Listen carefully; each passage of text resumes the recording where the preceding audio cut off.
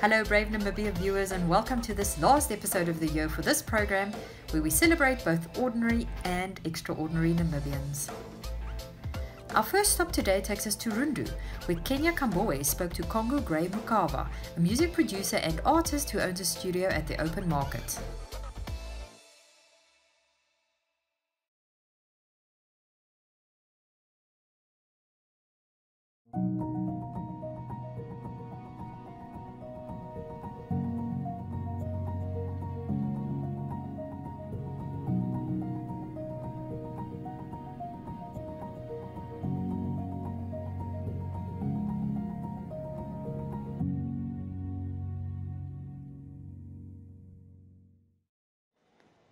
Papa Greg, can you just tell us who are you?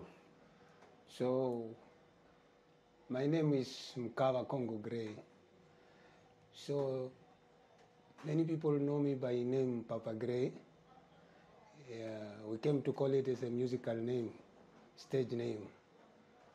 So, Papa Gray, as you said, as you called me. That's how people knows me. I stay here in Rundu. I was born here in the Rundu Hospital, grown up here, started music here. I do produce the music, edit video, as well as shooting before editing. And yeah, I'm an artist, I'm a musician. I started with that, singing before I came to produce and doing video stuffs. Okay. Yeah. Tell us about the journey. How did it come about for you to be a producer or an artist? Tell us, how did you start all this? So I was first at school.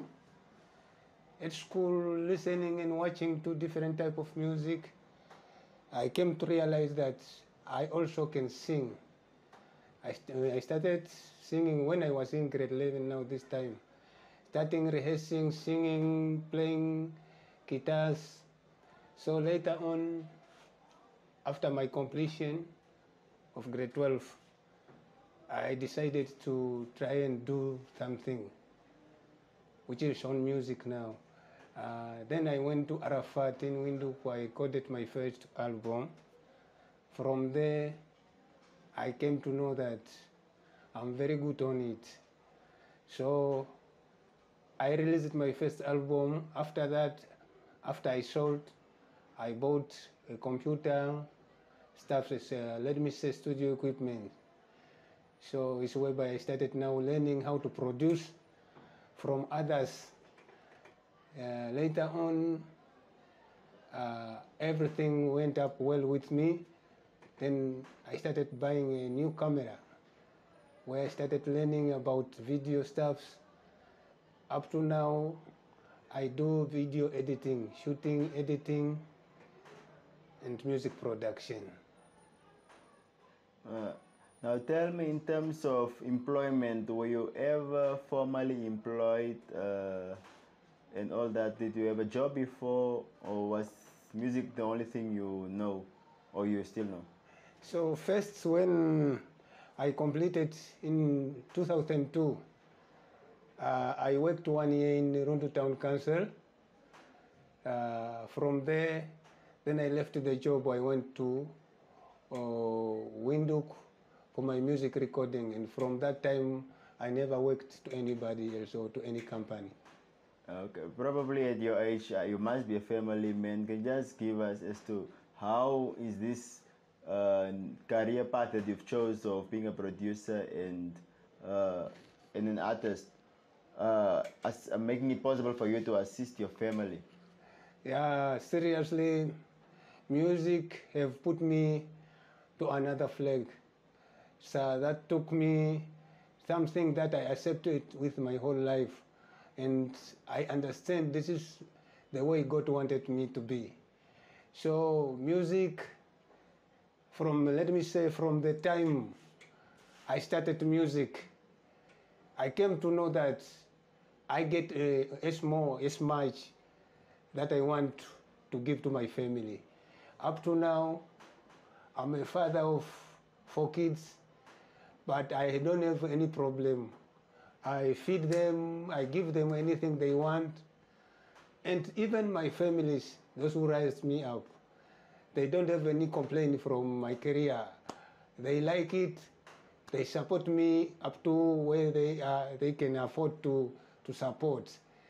But the most support that I get is from the fans. People who likes my music, who listen to my music. They are the people who put me up to this level where I am now today. Okay. Yeah. Tell me, in terms of previously when I engaged you, you talked about assisting upcoming or no any artists that want to shoot a video. Tell me about that project. How many people have you assisted so far? So that project, I thank you first for you to come and interview me for the process, the program that I was doing of assisting any artist who is willing to shoot a video with me. So there's some other artists who came from the north side, whereby I say Shakati, Ondangwa, and some came from Roodfontein. Here in my town, I only assure you of telling you that 6 artists that I shoot a free video. Then I edited those videos. Some they took the clips and they went and edited themselves. That was the only. Most of people came from other towns. Okay, let's talk about COVID-19. Basically, the entertainment industry was also affected in some sort. Tell us that process when COVID came, how everything was hampered, and up to where we are today. So the time of COVID-19, it was a hard time. But for me, I can say it affected my program. But COVID-19, when it came, it got me in the hospital. I was admitted in the hospital. The whole period up to when the the lockdown finished is where I was discharged from the hospital. But I came because the studio was locked for the whole period, almost 2 years. I came like to restart again, to renew, because people have forgotten. This took me a time of calling every artist who want to do anything with me to come and record them for free and do videos for them for free. For them to remember that the studio is open, Papa Gray is still operating. So I did that. Many artists came. Last year, they came. I helped 6 artists producing every artist 10 songs for every artist who came in. Those 6, I mean. And this year, I also did 6 for other artists also, without paying anything. In order for me, my aim to recover the studio image and to put the platform on the map. Okay. And tell us, in terms of your livelihood, you spoke about being in the hospital and coming. How was that process now in terms of taking care of your family while you are away? So while I was in the hospital, so you see, that in a funny way I can say I prefer to be in a hospital. Because when I was in the hospital, surely I made a lot of money, better than outside here. Because what happens, most of the people, when they heard I'm in the hospital, some they call me to my personal number, asking me what they are expecting. I told them it's only God to know. So they were going there straight to the hospital, buying my music there. In the hospital, I was having a studio. The doctor decided to take my studio to the hospital in aim of, it is one of the therapy that will keep me alive. Because if my studio could be outside, the doctor believed that I will have more stress and thinking that my studio or my staffs will get lost like that. So I was having the music was in the hospital. People used to go there, buy the music, and I was there, not going for shopping, not going wherever. So the money was kept there. So my family used to go there. I give them money from the hospital instead of them to give me.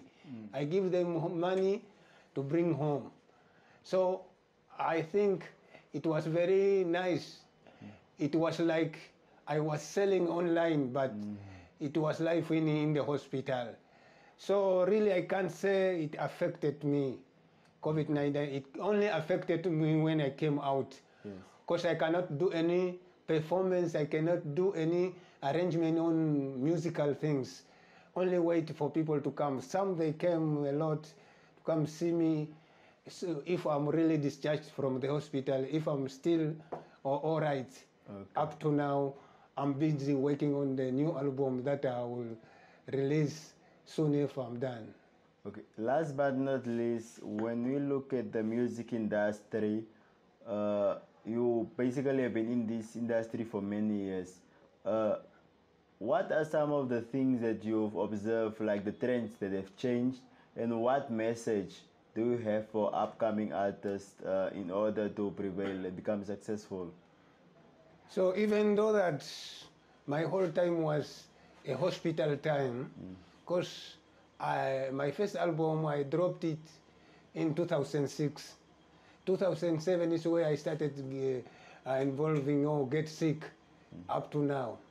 Every time 5 years in the hospital, 3 years in the hospital, 2 outside like that. So, but I observed everything. I know for upcoming artists, they have to work hard. The only things that our upcoming artists are doing now, they only listen to, let me say, for example, they listen to piano music. They copy that, they made a beat like that, they sing, while they don't understand what is piano, what is the other things, because they can't come up with their own genre. So, which means, especially here, like here in Kavango, or in Namibia, we really don't have genres. Genres is some way, somehow, if you will hear Damara Punch, Overiche, Shambo, yeah. Those other guys, they have genres, but here in Kavango, we don't have a genres. Because we are not trying to do something for ourselves. We are trying to copy from others. Then that type of music will never take us somewhere. We must come up with something new, which people never heard. So that things will take us somewhere. Okay. Yeah. No, thank you very much for your time, Baba Gray. I thank you also. Okay.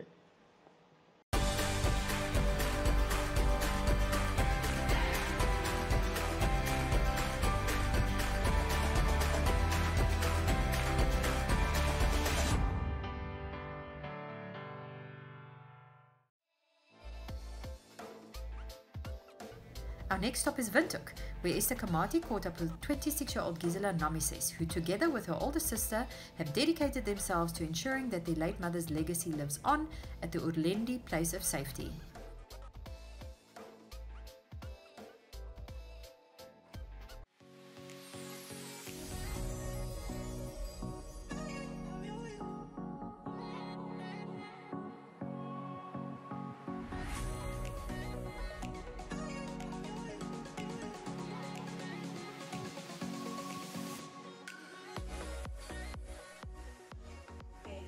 My name is Gisella Namises. I'm 26 years old and I am taking care of orphans and vulnerable children at Orlindi Place of Safety. I'm the daughter of the founder, Claudia Namises. Unfortunately, my mom passed in June due to COVID-19. And Orlindi Place of Safety was started in the year 2000. And then before that, in 1992, she opened a kindergarten called Dolam Crash, where she would teach children about children's rights. But then as time went, the parents left their kids at the kindergarten, never came back for them. So in year 2000, she started Orlindi Place of Safety, and it started at our house in Okuyangaba. As the years went by, she bought this plot. My dad bought this plot for her, and then we got donors and built the buildings for the kids. My involvement in Orlindi is growing up in a home where I was raised with people that are not my relatives really showed me a lot of love, and it showed me to be very responsible and to care for other people. As we were raised in a 3-bedroom house in Kasitura, my mom, there were a lot of people that were not family that were around us. So that's where we started learning how to share. That's when we started learning to love. That's when we started learning to actually think about other people and not see them in a very vulnerable way. For me personally, I never made the next person feel vulnerable since they're already coming out of a very vulnerable home or a vulnerable condition. So that's where my involvement in the orphanage came in, and also we do not want my mother's legacy to die out. This is something that she has been wanting to continue for many years to come. So if we have to die one day, our kids are going to take over, because that's how we are also going to raise them. That's how we are going to groom them, like my mom did. It has been hard for me because I'm very young. This is a question that I get a lot of the times. Like, you're young, how do you, it's a huge responsibility, you still need to live your life, you don't have your kids. But then, as I said, we were groomed already by my mom to care and take care of the kids. So it's really hard for me because I do not have a social life, really. And I have to now be here all the time. If someone calls, I'm quickly coming to the orphanage, I want to talk to you about this, I want to do this, I need to be here. Then I leave what I'm busy with and I need to be here. So it's kind of challenging. The transition is very challenging but beautiful at the same time. Because I feel like she's very happy wherever she is, that we are actually taking over what she left and taking walking in her footsteps. So it has been challenging and beautiful at the same time. The challenges that we face is mostly the city of Rundu, the water and electricity challenges that we face, because they need to bath we recently got a garden where we have to water the plants every day, and then we have to do laundry because we have 31 kids staying here at Orlindi. So the laundry needs to be done, the kids need to bath, food needs to be cooked. So city of Rundu is one of our main challenges. And one challenge that we also have is with the kids' documents. We do not get proper documentations from the social workers for the kids, so that's also one of our main challenges, especially with the ones starting school. So it's a little bit of a challenge to send them to school without proper documentation. About 11 to 12 that are in primary school, in grade 1 to 7, and then we have high school. We have 2 in high school that are matric this year, and then we have 4 that are tertiary institutions. That are some are UNAM, some are at IK studying nursing. Regular day here at Orlindi, it's like, okay, the kids go to school, they wake up, eat breakfast, they go to school. Maybe most of them are just here nearby at Bethel, so they just walk to school. The morning house mother, the house mother that has to come in during the day comes in, and then they have lunch. The kids come back from school, and the bigger girls that are also from Orlindi but that stays at our house comes and then helps with homework. We have a kindergarten, so the toddlers, the younger ones, go to our kindergarten here. And yeah, that's basically a day in Orlindi. And maybe if we get visitors, they come, donate, play with the kids, sing, and yeah. You are raising children to eventually become responsible citizens. What is your message to them going out into the world? My message to them would be, they need to look back from where they're coming from. That should guide them, and that should show them and lead them into the right direction. I would also love to thank the Namibian youth for their involvement in Orlindi Place of Safety. As we all know, it takes a village to raise a child. It's just not us to provide for the kids, and we'd like to say thank you for the Namibian youth for coming out in numbers this year to support us, to support the kids, for helping with the tutoring, for helping with the cooking, and then just taking care of the kids on weekends if they are free.